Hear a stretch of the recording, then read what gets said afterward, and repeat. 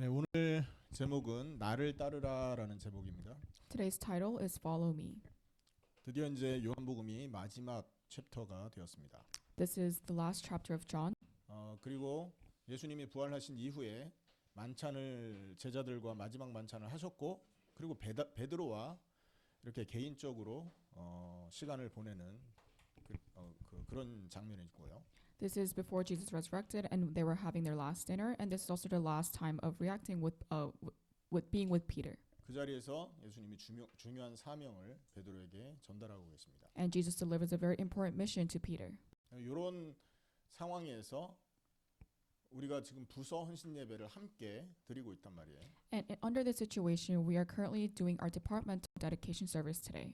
이게 우연히 일어나는 일이 아닙니다. And this is not a coincidence. 하나님이 저와 우리 교회 모든 성도들에게 아주 중요한 이 어떤 우리가 이렇게 중요한 자리에 있음을 알게 하시기 원하는 거죠. And God wants all of us to know that we are in a very important place today. 그래서 오늘 이 헌신 예배를 통해서 여러분 주님의 음성을 들으시기를 축원합니다. And through the departmental dedication service, I hope you guys can listen to the voice of God. 헌신이라는 말은요, 자기를 드린단 말입니다. Dedication means to give yourself. 내가 없어지는 자리예요. It means that you're gone. 그래서 이런 의미 있는 자리에 의미 있는 메시지를 하나님 오늘 주실 줄 믿습니다. And in this valuable place, I hope you guys can receive a valuable message. 지금 오늘 이 배경은 예수님 부활 이후에 제자들이 갈릴리로 내려왔을 때 일어난 사건입니다.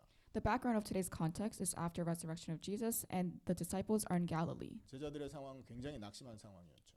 And the disciples are very discouraged. 근데 이 낙심한 제자들에게 예수님이 찾아가셨다라는 것은 이 복음이 무엇인지를 우리에게 깨닫게 해주는 중요한 사건인 겁니다.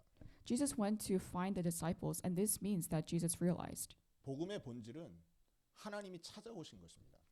The reality of gospel is the fact that God came to find us. 하나님이 찾아오셔서 죄인을 변화시키는 것이에요. God is coming and changing sinners. 우리의 스스로의 힘으로는 하나님을 만날 수 없고 하나님 나라 백성으로 살 수도 없는데 주님이 찾아오셔서 우리를 그렇게 변화시키는 거죠. With our own willpower, we cannot become a person of God, and we cannot enter the kingdom of God, but God has come to find us. 이게 복음의 본질입니다. And this is the essence of the gospel. 우리가 가는 게 아니라 하나님이 찾아오신 거. It's not that we go to God, but God comes find us. 종교의 본질은 사람이 찾아가는 겁니다. The essence of religion is the fact that people go find them. 사람 스스로의 힘으로 하나님을 만나려고 애쓰는 거예요. They have their own willpower to find God. 이 방식은 구원이 없습니다. And in this method, you cannot receive salvation. 왜냐하면 창세기 3장 이후로 인간은 죽어 있는 상태이기 때문에 그렇습니다. The reason is because people have died after Genesis chapter 3. 죽은 자가 노력한다고 생명을 얻을 수 없는 거잖아요. If a dead person tries to be alive, that is impossible. 물에 빠져서 수영도 못하는 사람이 허우적거리는데 어떻게 거기서 빠져나올 거예요? If you're drowning underwater and you can't even swim, how can you escape the state? 길이 없는 것입니다. There is no way. 복음은 뭐냐면 물에 빠진 그들에게 밖에서 구원의 길이 밧줄이 던져진 것입니다. 그게 복음이고요. Gospel is the fact that there's a rope being thrown to you when you're drowning underwater. 종교는 물에 빠져 있는 그들에게 스스로 빠져나와라 하는 게 종교인 겁니다. And religion is saying, just get out of the water. 그래서 이 종교의 힘으로는 인간이 구원받지 못하는 것입니다. And that is why with the power of religion, you cannot be saved. 열심히 노력한다고 우리가 생명을 얻지 못하고 Diligence does not mean the fact that you will receive a new life. 열심히 헌신한다고 하나님을 만날 수 없는 것입니다. Diligent also does not mean you can find Jesus. 이게 종교의 본질입니다. And this is the essence of religion. 그런데 그래서 우리는 이 복음이 얼마나 중요한 것인가를 알아야 돼요. And that is why we must know how important the gospel is. 복음은요, 어디부터 시작하냐면 우리를 회개하는 데부터 시작하게 하십니다. The beginning of gospel is repentance. 아, 내가 죄인이구나 하는 걸 깨닫게 하는 데부터 시작한다고. It also begins by acknowledging the fact that you guys are all sinners. 그리고 나는 멸망받을 죄인이구나라는 걸 알게 하십니다. And it also helps us realize that we were prone to being judged. 죄 없으시고 의로우신 하나님 앞에서 나는 부끄러운 존재구나. And the fact that you are able to realize you're embarrassing. 내가 지금까지 자랑스럽게 살아왔던 인생이 하나님 앞에 최고로 부끄러운 인생이었구나. And also the fact that you lived a prideful life, but in front of God, that is embarrassing. 이 인생과 거기에서 돌이켜야 되는 게 나다라는 것을 알게 하는 데부터 복음이 시작되는 겁니다. The gospel starts when you realize that you must come back from this life you're living. 나 자신이 이렇게 연약한 자라는 걸 알게 하시고요. 복음은 뭐냐면 우리를 회개해야 살 수 있구나라는 걸 깨닫게 합니다. The gospel helps us realize how weak we are, and it also helps us realize that we must repent. 회개는 지워버리는 걸 말합니다, 여러분. Repentance also means to erase. 내가 왔던 길을 되돌키는 걸 말하는 거예요. It also means to come back from the way you were going. 무슨 말인가 이해되십니까? Does that make sense? 지우고 다시 쓰는 게 회개예요. To erase and write something down again means repentance. 내가 걸어왔던 그 길 위에 또 다른 길을 또 다른 인생을 쓰는 게 아닌 거예요. You're not walking a whole new path on the same path you were living. 아예 없어지는 것이 회개인 것이에요. To completely get rid of something is repentance. 그래서 이 회개의 진짜 의미가 뭐냐라고 묻는다면 십자가다라고 말할 수 있는 겁니다. And that is why the true meaning of the repentance is the cross. 예수님이 죽으신 그 죽음은 죄의 죽음이었습니다. The death of Jesus was the death of sin. 아멘입니까? Amen. 예수님 육신이 죽으신 게 아니라 내 죄가 그 십자가에 있었던 겁니다. It's not the fact that the body of Jesus died on the cross, but your sin died on the cross. 그래서 그 십자가는 사실은 내가 살아왔던 하나님 앞에 죄인된 인생이 죽었던 자리라고 성경이 말하고 있는 겁니다. The Bible tells us that the cross is a place where your life that you were sinning had died. 민망하고 하나님 앞에 민망하고 하나님께 부끄러운 내 인생이 2000년 전에 죽은 자리가 십자가라는 거예요. The cross is a place where your embarrassing life died 2,000 years ago. 그걸 받아들이는 게 회개입니다. And to accept that is repentance. 그 십자가의 죽음이 나의 죄의 죽음이었음을 받아들이는 겁니다. You must realize the death on the cross was the death of your sins. 그래서 옛사람으로 하나님 앞에 죄인의 인생을 살았던 내가 그 자리에 죽은 거를 받아들이는 게 십자가라는 거죠.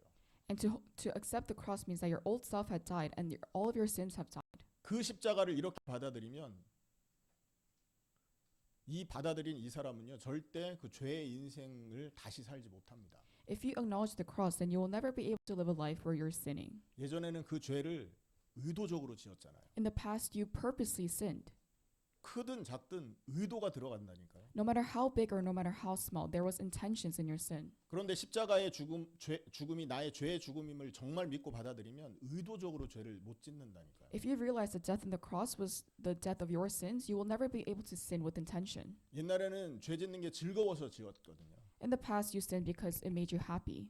그런데 십자가의 죽음이 내 죽음임을 받아들인 사람은 더 이상 죄가 즐겁지 않습니다. But if you realize that the death on the cross was the death of your sin, sinning is not happy. 그게 회개라고 하는 것입니다. And this is repentance. 그래서 우리가 있지 않습니까? 사는 동안에 옛날에 했던 옛 습관을 살았는데 마음이 찔리고 십자가가 생각나고 내가 하나님 앞에 부끄러운 인생이 자꾸 인생임을 자꾸 이렇게 죄 지을 때마다 느낀다면 이 사람은 십자가를 붙든 게 분명한 것이에요. If you're living with your old habits and it makes you feel guilty and it makes you think the gospel, then you have been saved. 그런 불편한 마음을 가진 상태에서는 똑같은 죄를 계속 반복할 수가 없게 돼 있습니다. If you're in a state of guilt, then you cannot continue to repeat these sins with intention. 여러분 이게 복음입니다. And this is the gospel. 이거 우리 의지로 하는 게 아니라고. And this does not come with our own will. 하나님의 은혜로 죄인임을 깨닫게 하고 그 자리에서 돌이키는 회개에 이르게 하나님이 도우신다라는 겁니다. With God's grace, He helps us realize that we are sinners and come back from this, which is repentance. 그리고 내가 십자가와 함께 죽은 자임을 믿게 하는 게 복음이에요. And it also helps us realize that we have died on the cross. 그리고 그 믿음과 함께 우리를 부활에 동참하게끔 하는 게 복음이라는 것입니다. And the gospel is the fact that with faith, we are able to participate in the resurrection. 죄를 깨닫는 자리부터 부활에 동참해서 하나님 나라에 이르기까지 우리의 노력이 들어간 게 있나요, 없나요? From the place where you realize sin and from where you go into the kingdom of God, was there our own will? 하나님이 2000년 전에 다 준비해 놓고 우리를 초청한 거 외에는 없지 않습니까? God has prepared 2,000 years ago, and He is invited in this plan. 하나님이 찾아와 주신 거라니까. God has come to find us. 그리고 그 초청에 우리는 아멘하고 응한 거 외에는 없어요. And there is no other thing that we did other than the fact that we accepted His invitation. 이게 복음입니다, 여러분. And this is the gospel. 하나님이 찾아와 주신 거. God has come find us. 여러분은 복음을 붙들고 사시기를 축원합니다. I hope you guys are able to hold on to the gospel while you guys live. 십자가로의 그 초청에 여러분은 순응하시기를 축원합니다. And I hope you guys are able to accept the invitation to the cross. 이렇게 복음을 받아들이고 십자가의 초청을 받아들이면 이 사람의 삶은 새로운 인생으로 바뀌어지게 됩니다. If you are able to accept the invitation to the cross and hold on to the gospel, your life will be a new life. 어떤 인생이 될까요? So what do you think your life would be? 참된 인생의 목적을 갖게 됩니다. You're able to hold on to a true purpose in life. 뭘 갖는다고요? What do you hold on to? 참된 인생의 목적을 갖게 됩니다. You're able to hold on to a true purpose in life. 무엇을 위해 살아가는지, You wonder, what are you going to live for? 왜 살아야 되는지, Why do you live? 무엇이 가치 있는 인생인지 And what is worth it? 이걸 알게 된다고요. And you're able to realize all of these things. 오늘 제자들이 낙심해서 이 자리에 와 있었잖아요. The disciples were very discouraged and they were gathered in this place. 그런데 예수님이 그 그물을 배 오른쪽에 던지라고 해서 그물을 던졌는데 153마리 고기가 확 올라왔지 않습니까? Jesus told the disciples to put down a net on the side of the boat, and they ended up with 153 fish. 말씀에 순종했더니 153마리의 고기가 딸려 올라왔어요. They obeyed the word of Jesus, and as a result, there was 153 fish that came out as a result. 그들은 그냥 직업적으로 고기를 잡았을 뿐인데 그 153마리라는 그 의미는 전 세계 모든 족속을 상징하고 있습니다. They were only doing their job, but these 153 fish represents the 153 nations. 목표를 갖게 하셨다는 거죠. It means that there was a purpose. 그들의 직업을 통해서 무엇을 해야 되는지 알게 하셨다는 겁니다. And through their job, Jesus told them what to do. 여러분 오늘 예수님이 부활하셔서 제자들을 찾아오신 게 이 요한복음에만 있지 않죠. Jesus resurrecting and finding his disciples does not only come out in John. 부활하신 예수님이 마태복음, 마가복음, 누가복음, 요한복음 사복음서에서 다 나타나십니다. Jesus appears to his disciples after his resurrection in the Bible of Matthew, Mark, Luke, and John. 공통점은 이 사복음서에서 제자들을 만나고 그들에게 똑같은 사명을 말씀하고 계신다는 거예요. Similarly, in all these four Bible chapters, Jesus tells them an important mission. 목표를 주신다는 He 얘기죠. gives them a purpose. 내가 찾은 목표 말고 예수님이 주신 목표를 가질 때 우리 인생은 변화되는 것입니다. Our lives change when we hold on to the purpose that Jesus gave us, not the purpose that we hold on to in our lives. 복음을 받아들이는 사람은 예수님을 통해서 새로운 목표를 공급받게 돼 있다는 거죠. If we hold on to the gospel, we're receiving a new purpose in life. 자, 오늘 베드로에게 예수님이 나타나셔서 무슨 말씀을 하십니까? So what did Jesus tell Peter? 지난주에는 그냥 막연하게 153마리의 고기를 통해서 예수님의 의도를 잠깐 설명하셨어요. He briefly explained the purpose using the 153 fish. 그런데 오늘은 베드로에게 직접 이렇게 베드로와 직접 대화하시면서 베드로가 어떤 인생을 살고 무엇을 위해 살아가야 되는지 정확하게 말씀하고 있습니다. But today, as Jesus converses with Peter, he talks about why he should be living for what. 예수님이 질문하죠. 네가 나를 사랑하느냐? Jesus asks Peter, "Do you love me?" 베드로가 대답합니다. 내가 주님을 사랑합니다. And Peter answers that he does. 그리고 나서 예수님 말씀하십니다. 내 양을 먹이라. And Jesus says, "Take care of my sheep." 똑같은 대화를 3번 반복합니다. And this conversation is repeated 3 times. 그러면서 3번을 강조하는데 내 양을 먹이라 이 말이에요. As this is emphasized 3 times, it says to feed the sheep. 그러니까 예수님이 베드로에게 주신 사명은 뭐라는 겁니까? So what is the mission that Jesus gave to Peter? 네가 나를 사랑한다면 내 양을 먹여라 이 말을 하고 계셔요. It's saying that if you love me, you must feed my sheep. 복음을 통해서 네가 구원받은 자가 맞다면 너는 내 양을 먹여야 된다 이 말을 하고 계신 겁니다. If you have been saved through the gospel, then you must feed my sheep is what they're trying to say. 싫어요 할 수 있었잖아요. Peter could have said no. 여러분에게 예수님이 나타나셔서 내 양을 먹여라라고 하면 싫어요라고 할 수 있습니다. If Jesus appears in front of you and he says to feed my sheep, you guys can also say no. 그런데 베드로는 싫어요라고 하지 않았다고. But Peter does not say no. 그 이유는 예수님을 사랑하기 The 때문이었어요. reason is because Peter loved Jesus. 아멘. 베드로는요. 내가 주님을 사랑합니다라는 대답을 했을 때 필레오라는 단어로 그러니까 사랑이라는 단어의 동의어가 이 그리스어에는 많이 있어요. 3가지가 있습니다. In Greek, there's a lot of synonyms to the word love.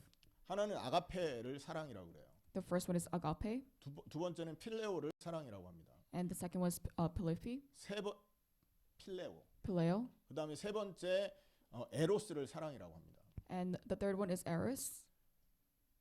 이 아가페는요 수준 높은 사랑입니다. 대가를 바라지 않는 부모님의 그런 사랑을 빗댈 때 이 아가페라고 말합니다. Agape is commonly used to a person that where you don't expect much from them. So an example is your parent. 아무 대가 없이 하나님이 우리를 사랑하신 것도 아가페인 거죠. And because there is no price when God loved us, that is agape. 세상에서 이런 아가페 사랑을 하면 저 사람의 사랑은 정말 수준 높은 사랑이다 이렇게 얘기를 하죠. And agape is a different level of love.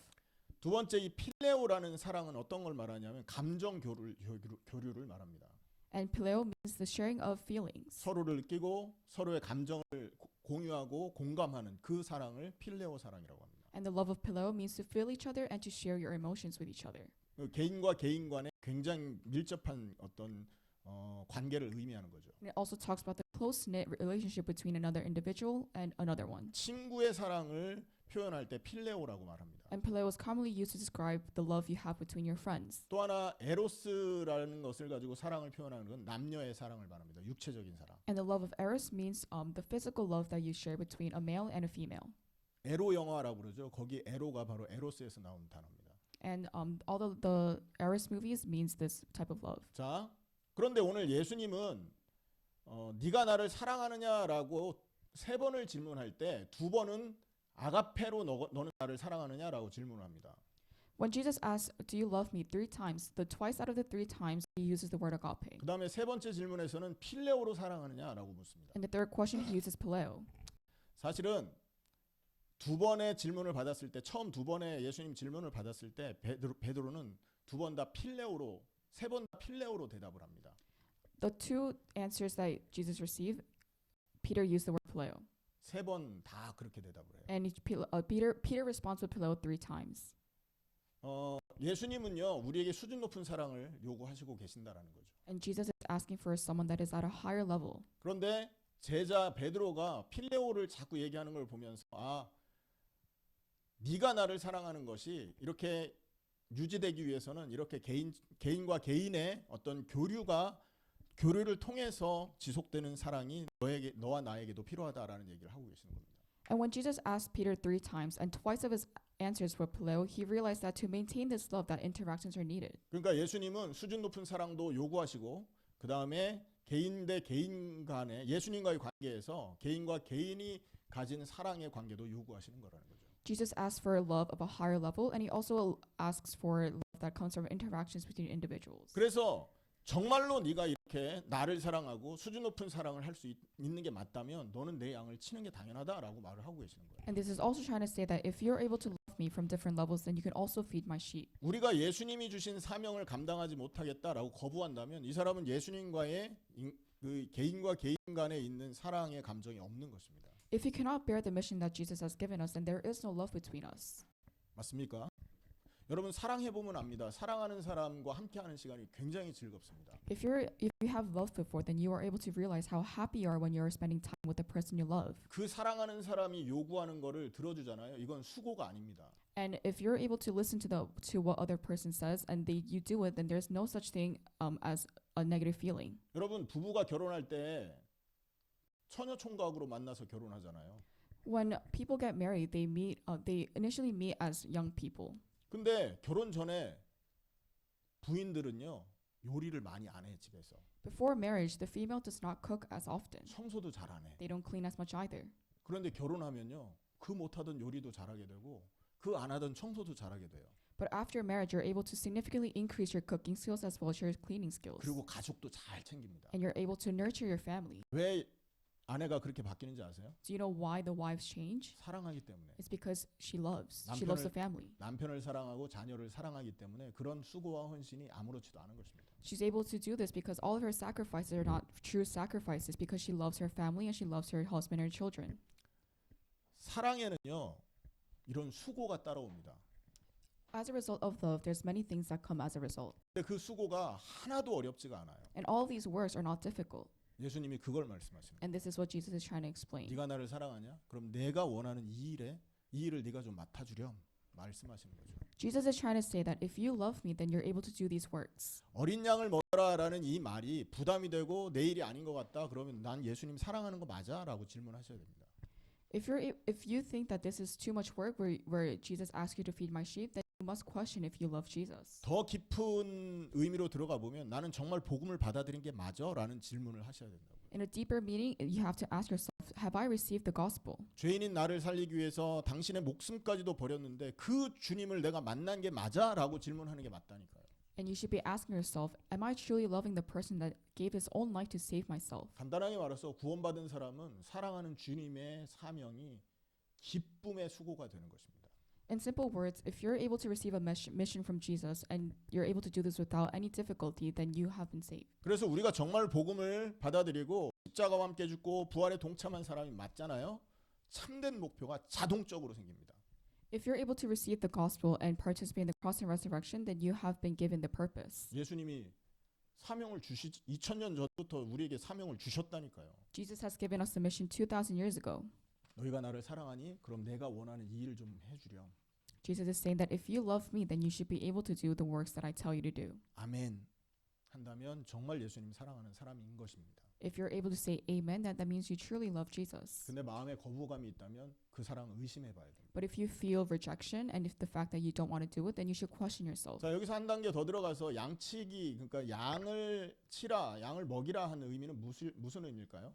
So what do you think it is? What do you think it means to be a shepherd? 첫째는 목자의 역할을 말하는 겁니다. It talks about the roles of a shepherd. 여러분 여기서 그 어린 양은요 그리스도의 추종자들 예수님의 무리들을 말하죠. 그 중에 믿음이 약한 자들을 말합니다. It talks about the people that the followers of Christ and the people that have a weak faith of those followers. 먹이다 치다 이 말은요 그들에게 신앙적인 지도와 가르침을 주어라라는 의미입니다. The word feeding means to give religious guidance and instruction, 말씀으로 그들을 도와라 가르쳐라 이 말이에요. and to teach and help them with the word. 그러니까 이거는 뭐냐면 목자의 역할인 겁니다. And this is what you do as a shepherd. 그러니까 여러분 이 예수님을 사랑하는 사람은요 말씀을 가르치고 연약한 자를 돕고 권면하고 이게 모두에게 주어진 사명임을 기억하셔야 돼요. If you love Jesus, and there is one mission that he gave us, and that is to teach people with the word and to help the weak. 목사에게만 주어진 사명이 아니라는 겁니다. And this is not the mission that is given to pastors only. 두 번째 의미는 사랑의 표현의 의미가 있습니다. And the second meaning is the expression of love. 네가 나를 사랑한다면 이 행동을 나타내야 돼라는 얘기를 하고 있는 거예요. This is trying to say that if you love, then you should be able to do certain actions. 어린 양을 먹이는 이 행동이 예수님을 사랑하는 마음의 표현인 것입니다. To feed the sheep is an expression of love. 그러니까 사랑이라는 여기서 말하는 이 사랑은 단순한 감정 표현을 말하는 게 아니고요. The love that is expressed is not just a feeling. 네가 정말 사랑한다면 실제로 타인을 섬기고 돌보는 행동을 통해서 그 사랑을 나타내라라는 의미를 말하는 거예요. And it also means that if you love, then you should be showing your love through actions of serving and care for others. 세 번째 어린 양을 먹이라 이 말은요 복음 전파의 의미가 있습니다. The third meaning of feeding the sheep means the spreading of the gospel.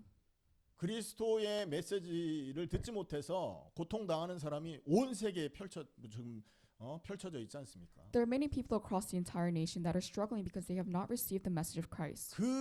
그들을 향해서 이 그리스도의 메시지를 전파해라라는 의미가 있는 거예요. There's a meaning to spread this gospel to the people that need it the most. 마가복음에서의 부활 메시지가 이것을 얘기하고 있습니다. And this is the word of gospel that is expressed in Mark. 마가복음 16장 15절 18절 보면 특히 15절에 너희는 온 천하에 다니며 만민에게 복음을 증거해라 이렇게 말하고 있다고요. In Mark chapter 15 it says to spread the word to the entire nation.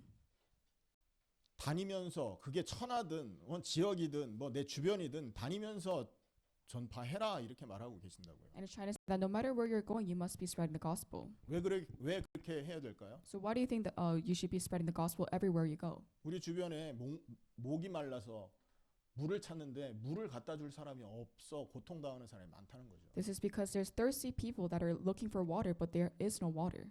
예레미야 애가 4장에 보면 젖먹이가 입이 말라서 혀가 입 천장에 붙었는데 물을 떠다 줄 자가 없구나 이렇게 말하고 있습니다.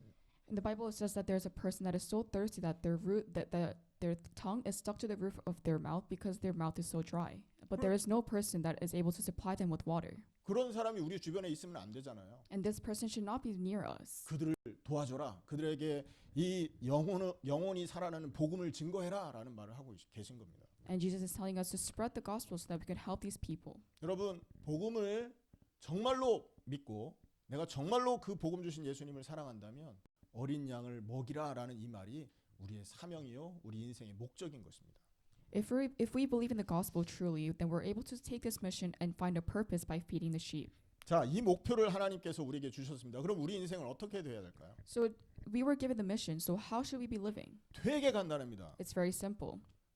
마태복음 11장 28절에 내 멍에는 쉽고 가볍다 말씀하셨잖아요. In John it says that my mission is very simple. 마태복음 11장 28절에 보면 그렇습니다. In Matthew chapter 15, 11, chapter 11 verse 28. 28. 거기에 보면 나의 멍에는 쉽고 가볍다. That my mission is very light and very easy to take on. 그러니까 어린 양을 먹이는 게 쉽다라는 얘기예요. And trying to say that feeding the sheep is a very simple task. 어떻게 하면 되냐?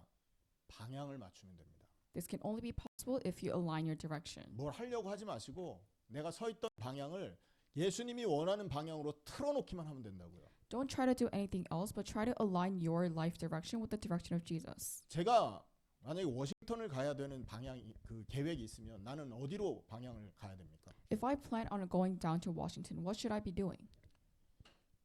버스를 타도 워싱턴 방향으로 가는 버스를 타야 돼요. If I ride the bus, I should be going on a bus that goes to Washington. 자전거를 타고 가도 워싱턴을 향하면 되는 겁니다. If I decide to bike, then I should be going down to the lane of Washington. 근데 비행기를 탔는데 보스턴 향한 비행기를 탔어요. Let's say you're going to Washington with a plane, but that plane goes to Boston.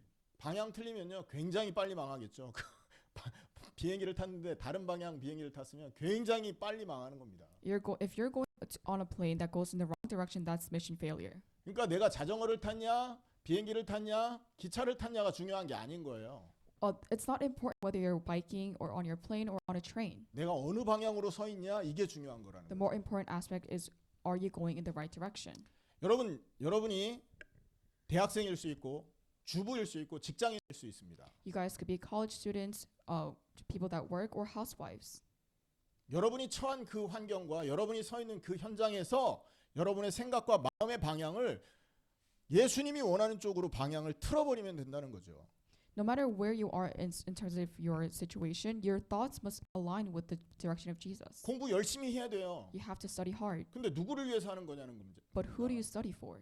이거를 통해서 나 잘 먹고 내 배부르게 하는 게 아니고 이것을 통해서 어린 양을 먹이고 만민에게 복음을 전하는 것을 이걸 통해 해야 되겠다라고 생각만 바꾸면 된다고요. You should not be studying so that you could satisfy yourself with money and food. You should be studying so that you could feed the sheep and spread the gospel. 여러분 교회가 크든 작든 그 교회의 방향이 예수님이 원하는 방향으로 맞아져 있으면 되는 겁니다. No matter how small or how big your church should be aligning your direction with the direction of Jesus. 교회 건물이 무슨 저기 저 어디에 아라비아 궁전 같이 생겼는데 방향이 전부 세상 방향이면 그게 무슨 소용이 있냐 말이에요. No matter how architecturally beautiful your building of your church is, if that church is not aligned with the direction of Jesus, it has no point. 성경에 나와 있는 모든 교회는 가정교회입니다.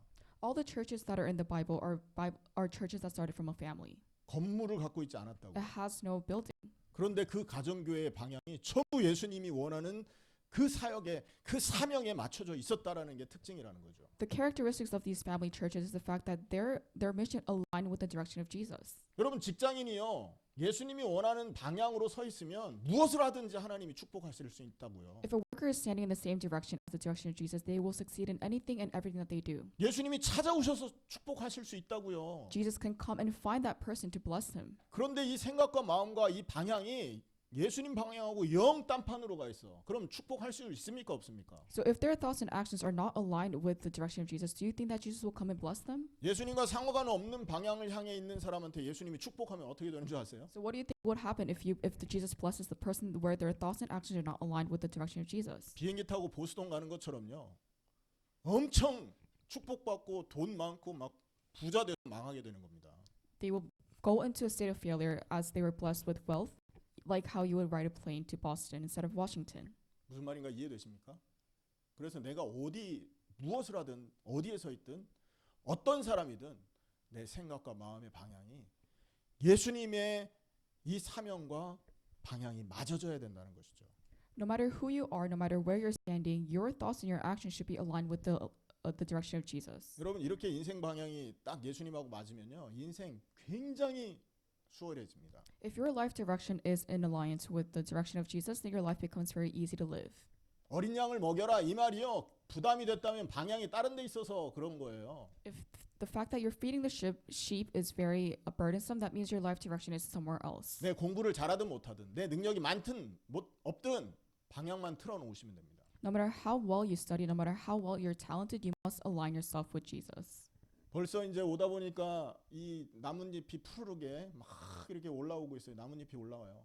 I see in the streets that there's green sprouts on the trees. 이걸 보니까 작년 여름 래프팅 갔던 게 생각나더라고요. And looking at this reminded me of rafting when I went rafting in the summer. 워러급에 가가지고 이 래프팅을 하는데 우리 둘, 넷, 6명이 노를 젓는데 4시간을 노를 젓는데 죽을 뻔했습니다. 6 people were rafting and rowing the boat, but we would not move for 4 hours 물살이 없어. because there is no current. 4시간, 5시간을요. 물살 없는데 노를 젓는데 죽을 뻔했습니다. We were rowing for 4 to 5 hours with no current, and we were almost dying. 근데 한참 노를 젓는데 물살이 쫙 흐르는데 너무 반가운 거예요. And after a lot of rowing, there was current, and it was very, very happy. 흐르는 물살 위에 배가 딱 올라가니까 노를 안 젓는데도 쭉 내려가더라고요. Because that boat was on a current, and it would go down even when we weren't rowing. 아유, 이런 물살 좀 없나? 2시간 가니까 안 나와. 2시간 가도 안 나와. And this type of current did not come out even after 2 hours of rowing the 한 boat. 3시간쯤 저으니까 막 폭풍이 몰려와요. And after 3 hours, the current started to come. 먹구름이 몰려오고 소나기가 막 오는데 와, 우리 다 물에 빠져 죽는 줄 알았잖아. And also after 3 hours, it started raining and pouring really hard, and I thought I was gonna die. 그래가지고 막 노를 저어가지고 강가에 대고 피난 막 비 지나갈 때까지 막 이렇게 나무 밑에 숨어 있었습니다. And we were hiding under the tree, waiting for the waiting for the rain to stop. 여러분, 물살 흐르는 방향에 서 있으면요, 굉장히 편안하게 배가 흘러갈 수 있어요. If your boat is standing in a current, that boat will go down very, very smoothly. 그때 이상길 집사님 우리 주람이가 엄청 그립더라고요. 같이 있었으면 좀 빨리 갔을 텐데. And at that time, I missed Sam and Paul because I thought that if they were able to help, then that boat would go down smoothly. 여러분의 인생이 하나님의 축복 속에 있기 원하십니까? Do you want your life to be under the blessing of God?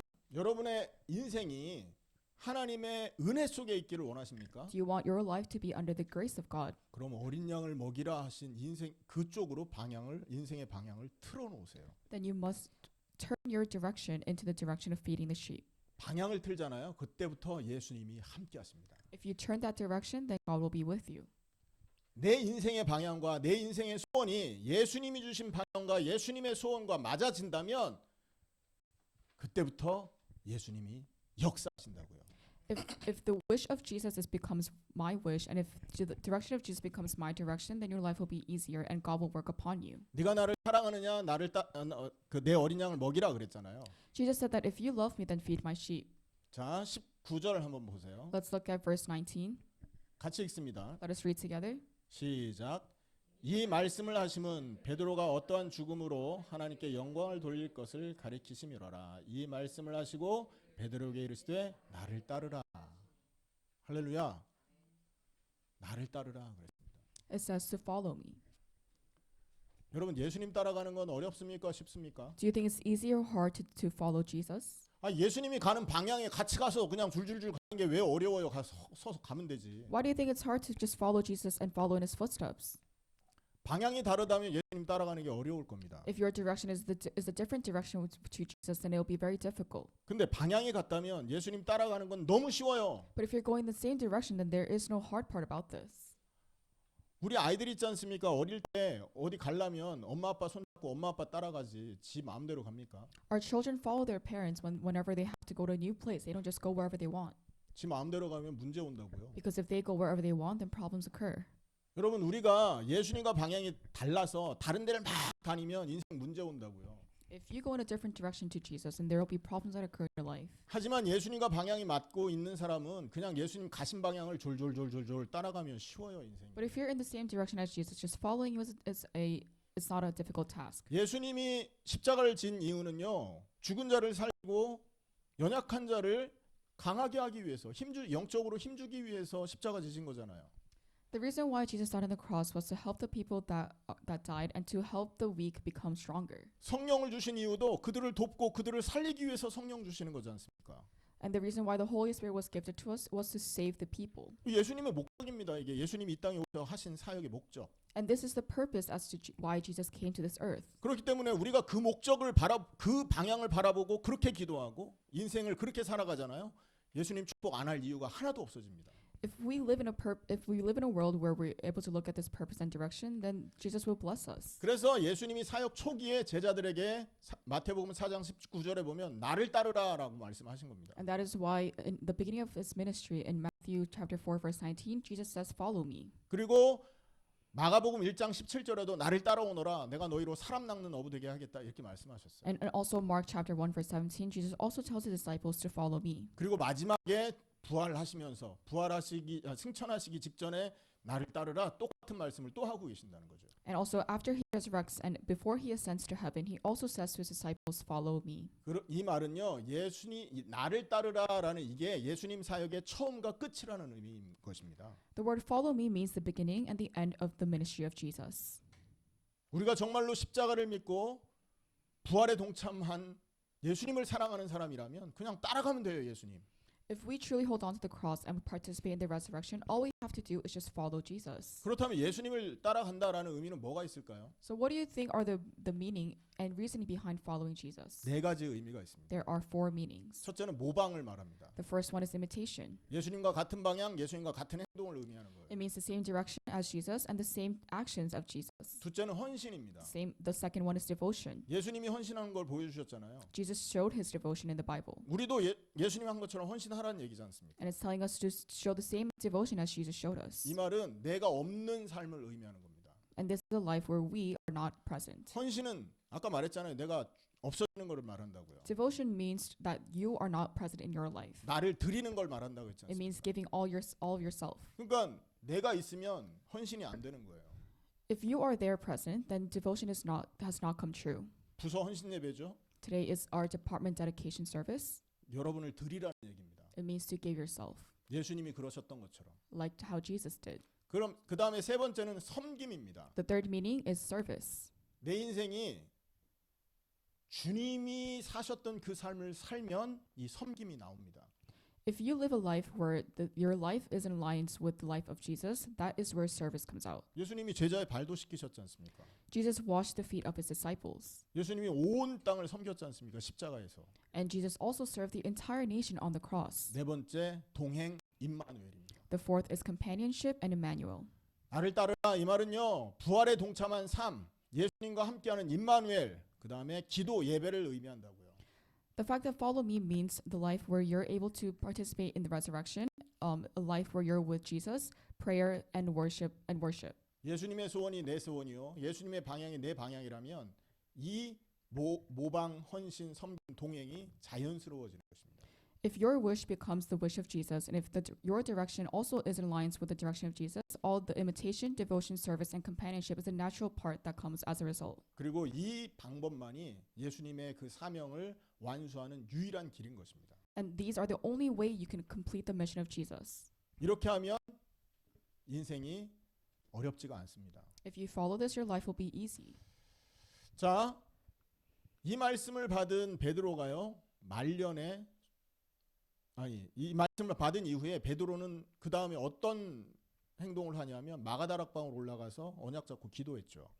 After Peter has received this mission, he prays 자기 힘으로 할 수 없기 때문에 그랬던 겁니다. because he realizes that he cannot do this with his own willpower. 이해되십니까? 무슨 말인가? Does that make sense? 우리가 정말로 삶의 방향을 이렇게 틀었잖아요. 그때부터 할 일은요. 이 나를 따르라라는 이 네 가지의 삶을 살면 되는 겁니다. If you change your life direction, you should be able to do the four aspects that I've mentioned before. 나는 힘이 없습니다. 고백하면 돼요. You're able to confess that you have no power. 나 이렇게 지금 공부도 못 하고 있고 지금 인생도 엉망인데 예수님 이 사명 어떻게 감당해요? 실제 얘기하면 된다고요. You can just confess that you have no power, you can't even study, and the fact that you can't even do all of these things. 아, 나 지금 맨날 과제 때문에 시달려 죽겠는데 언제 그 일 합니까? 이거 얘기하면 돼요. You can also say that you have no time to do all this because I have so many other things to do. 아, 나 맨날 경제 때문에 힘들어서 나 지금 가정 건사하기도 힘든데 하나님 이거 어떻게 감당합니까? 그 질문하면 되잖아요. You can also ask that you're struggling financially, so how can I do this? 그러면 예수님이 그 기도를 들으시고 아, 네가 진짜 내 일을 하기 원하는구나. 내가 도와줄게. 이렇게 되는 겁니다. Then Jesus will listen to all your prayers and give you a solution. 그래서 베드로는요 제자들과 함께 마가다락방에 올라가서 기도하지 않습니까? So Peter and the other disciples pray, 그 결과 어떤 응답이 벌어졌어요? and what happened as a result?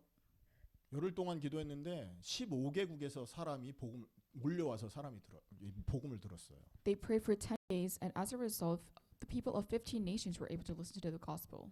광고한 적이 없고 전화 건 적이 없어요. There were no announcements made, and there were no phone calls being made. 예수님이 쏙 뽑아다가 그 자리 15개국에서부터 사람을 모아다가 그 자리로 인도했다는 거죠.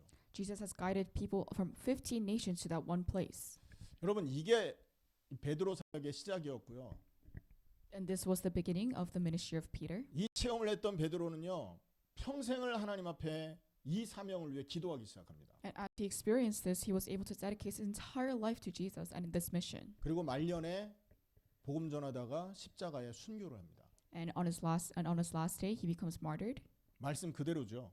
And that's exactly what the Bible says. 18절에 보면 이렇게 말씀하고 있습니다. Let's look at verse 18. 내가 진실로 진실로 내게 이르노니 내가 젊어서는 스스로 띠뛰고 원하는 곳으로 다녔다 이렇게 말하죠. It says, but very truly I tell you, when you were younger, you dressed yourself and went where you wanted. 네 스스로 네 원하는 삶 살았잖아 이 말이에요. It means that you were living a life where you just wanted to do everything you want. 그런데 이제 늙어서는 네 팔을 벌리리니 다른 사람이 네 팔을 벌린다는 얘기예요. 그리고 남이 네게 띠우고 원하지 아니한 곳으로 데려가리라 이렇게 말했다고요. And it also says, but when you are old, you will stretch out your hands, and someone else will dress you and lead you where you do not want to go. 팔을 벌린다 이 말은요 수갑을 채운다라는 의미입니다. To open up your hands also means that you're being handcuffed. 그리고 원하지 않는 곳으로 데려간다 이 말은 죽음의 자리로 끌고 갈 거다라는 얘기예요. And when it says where you do not want to go, means that you'll be leading to a life, to a place of death. 처음에는 이 말이 무슨 말인가 몰랐을 건데요. So in the beginning, you might have not known what this meant, 살아가다 보니까 복음 전하는 인생이 녹록지 않다는 걸 알았겠죠. but as he realized, and his experience in ministry, he realized this was not an easy task. 그래도 나를 따르라 하신 예수님의 말씀에 순종해서 늘 기도하면서 예수님 주시는 힘을 공급받고 그 일을 했을 겁니다. But he prayed because he knew that it wasn't hard, it wasn't easy, and he held on to the mission that was given to him. 늘 이 체험을 했기 때문에 남이 수갑을 채워 십자가에 못 박을 그 자리에도 사실은 베드로는 당당히 나설 수 있었을 것입니다. Because he has experienced the blessings, he was able to die on the cross confidently.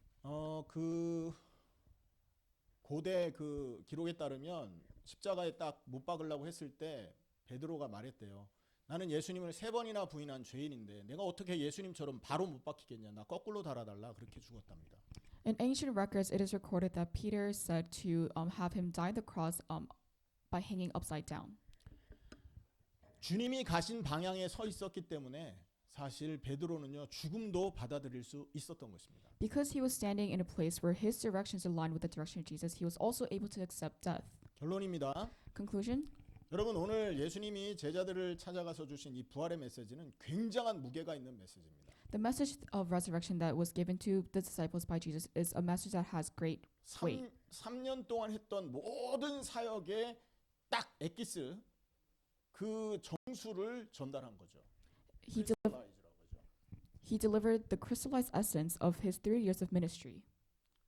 그렇기 때문에 우리가 이 메시지를 딱 붙드는 것이 사실은 우리 인생에도 굉장히 중요한 것이라는 겁니다. And so holding on to this essence is also as important. 베드로가 이 말씀을 듣고 인생을 걸었던 것처럼 우리도 예수님이 주신 이 말씀에 생명을 걸어야 되는 거예요. Like how Peter bet his entire life in this mission, we must also do the same. 생명 걸기 전에 방향부터 바꾸기를 축원합니다. But before we put our life down, we also have to change our direction. 만약에 우리가 방향을 바꾼다면 그때부터 예수님이 우리의 삶 속에 개입하실 겁니다. If we change our direction, that is when Jesus intervenes in our life. 그리고 기도하면서 예수님을 따라 예수님의 삶을 모방하고 헌신, 섬김, 동행하면 되는 거죠.